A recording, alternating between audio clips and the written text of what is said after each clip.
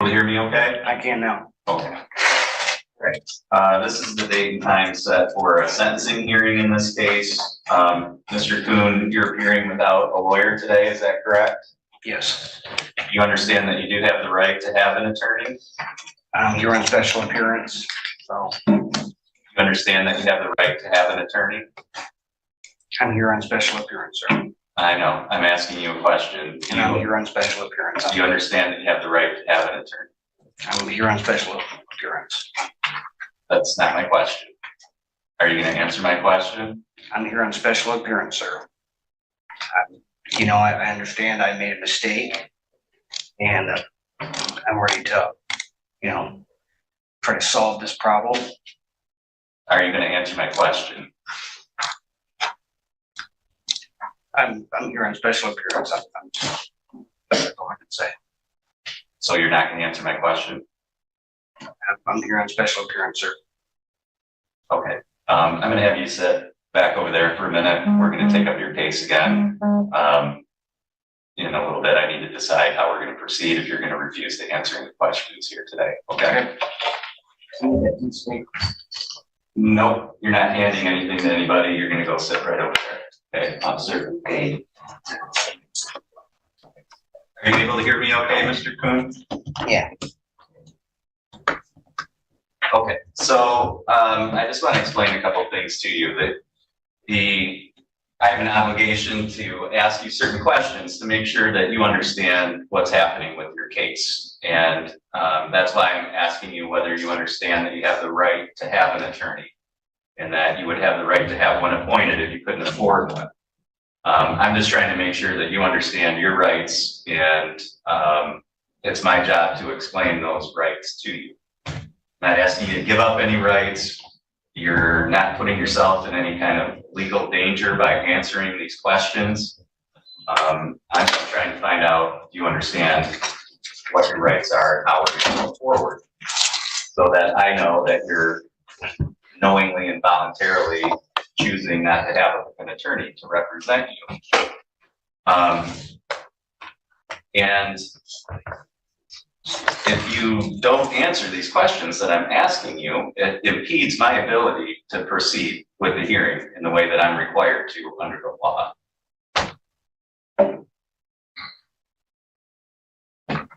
How to answer that? All I know is I was told, when I've read and stuff, that I'm here in special appearance. What do you think that means? I'm not contracting. If there's no corpus electi, how could there be a crime? Okay. Do you know what that even means? There's no injured party. What you're saying? If there's no injured party, where's the crime? Okay. Well, first of all, a jury found you guilty, right? And that, I'm stepping They into found you guilty of assaulting, resisting, or obstructing two police officers. Right? That's what happened. I'm here on special appearance. If you continue to refuse to answer my very simple questions just about whether you understand what's happening, and if you continue to just give me that answer, which doesn't make any sense and doesn't have any legal effect, no matter what you read or what other people have told you, then you're impeding my ability to proceed in the way that I need to under the law. And if you continue to do that, my only option is to impose a sanction on you until you do answer my questions. And what that means is that I'm going to find you in direct contempt for impeding the function of the court by refusing to answer very simple questions. And I'm going to put you in jail for 30 days. And if at any point during that jail stay, you decide that you will answer these very simple questions, then we'll come back into court immediately and we'll take care of the sentencing. But those are going to be your options, because I'm not gonna have you just. Okay, well, thank you for clearing that up.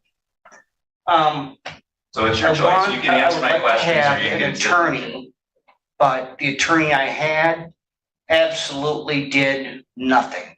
Okay, we're past that point. What we're here for today is the sentencing hearing, because you've been convicted, you've been found guilty by a jury of your peers. And so we're here for sentencing. So we're not here to talk about what did or didn't happen with your lawyer before. I'm trying to find out if you understand that you have the right to hire your own lawyer, or if you can't afford one, that one will be appointed for you. Do you understand that you have that right? Yes. Okay.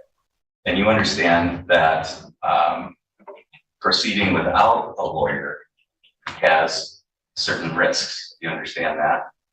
But I obviously can't afford an attorney. Okay. And the one I had, again, didn't do a dang thing because the ticket should have never been split. Okay. Do you want to That was my request? argument to begin with. Do you want to request a different attorney to be appointed? Actually, yes. You did. Okay. All right. So you did previously qualify. So I find that you continue to qualify for a court-appointed attorney. Court is going to appoint one for you, and we'll reset this hearing for my next available date. Okay. Am I going back to jail or can I go home? No, you're going back to jail until we have the hearing. I've already had 3 weeks in jail, sir. And you made that choice by refusing to comply with the pre-sentence process. That was your choice.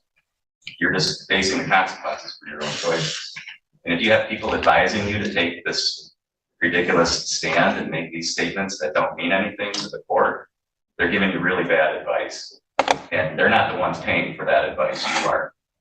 And I think you need to start listening to a lawyer who actually knows something about the law and not what you read on the internet or what people tell you because they don't know. And you're taking their advice and you're paying the consequence for their bad advice. They're out doing what they want to do. You're the one who's in here in jail. So I would suggest that you start listening to a real lawyer and not what you read on the internet or what people are telling you who really don't know what they're talking about. So that's the way we're going to proceed. We'll appoint an attorney to represent you at the next hearing. And when will your that bond be? is going to continue to be revoked until that time. What's that? And when will that be? As soon as I can get it on the schedule, probably about 2 weeks. So, any record? No, I'll let Mr. Thompson know that he was a side counsel so we can get somebody in there quickly. That's all for this hearing today.